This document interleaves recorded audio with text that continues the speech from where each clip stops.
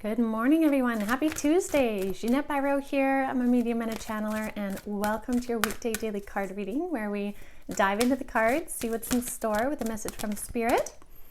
How's your week going? How's the start of your week? How's your Monday? Now we're into Tuesday. We're kind of like, every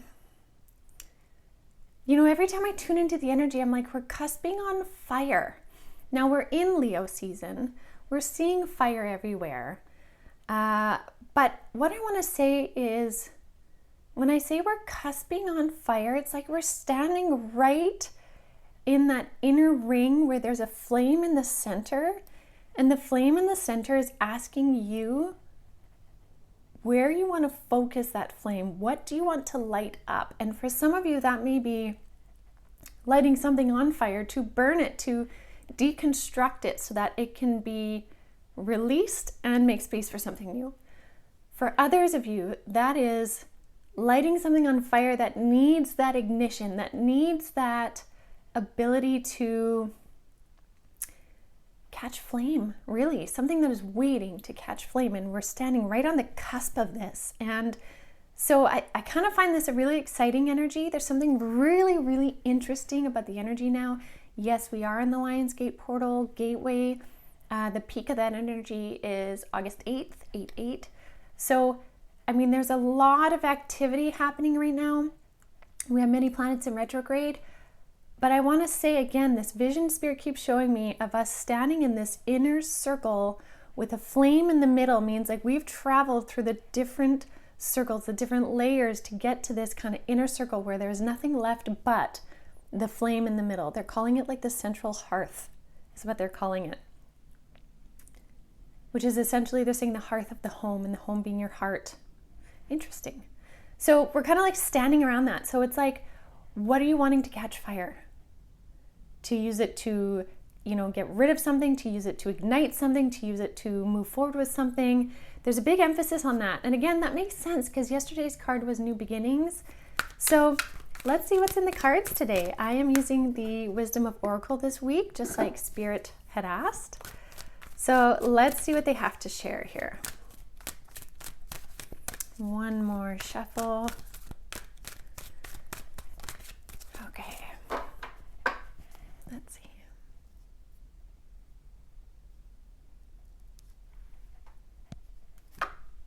It's funny because when I tune in too, I can hear this like calm rumbling of like momentum, steam. Kind of sounds like a locomotive. That energy, like it's coming, it's on the way. And at the same time, this first card out makes a lot of sense because there's a huge energy of peace. One more card to clarify.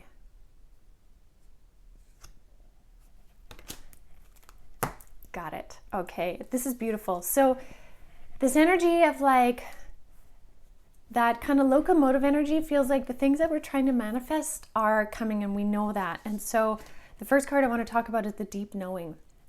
So this really does talk about the things that you know are on their way for you, that you've been feeling all along, that soul calling, that calling of what is it you're meant to do? What are you meant to create? What are you meant to clear out? All of that. What is aligning in your life? What have you made space to align in your life? This is that deep knowing. This is that low rumble underneath that you know in your core, you feel it in your core, is on its way for you. Or they're saying can also be that deep knowing in your core of what is already beginning. Many of you are already beginning these things, and that low rumble, it's like they're reminding me, oh my gosh, yes, they're reminding me of, the sounds that lions make when they it's before a growl, it's not quite the purr, but it's like this low rumble within that kind of like alerts you to their presence. It's like that. And again, it's not like a warning, but it comes from within. And I love that they showed a lion because again, we're in the season of Leo and we're in the Lion's Gate right now. So that's beautiful. This low rumble is that deep knowing. So tune into that deep knowing within you, and maybe you need to tune in to reassure yourself that you are in alignment. Maybe you'll notice some things that aren't in alignment. And again, alignment doesn't mean perfection. Honestly, Alignment just means checking in and feeling the resonance. Now, sometimes you'll do that and it'll shift a little bit and it'll change, and that's fine.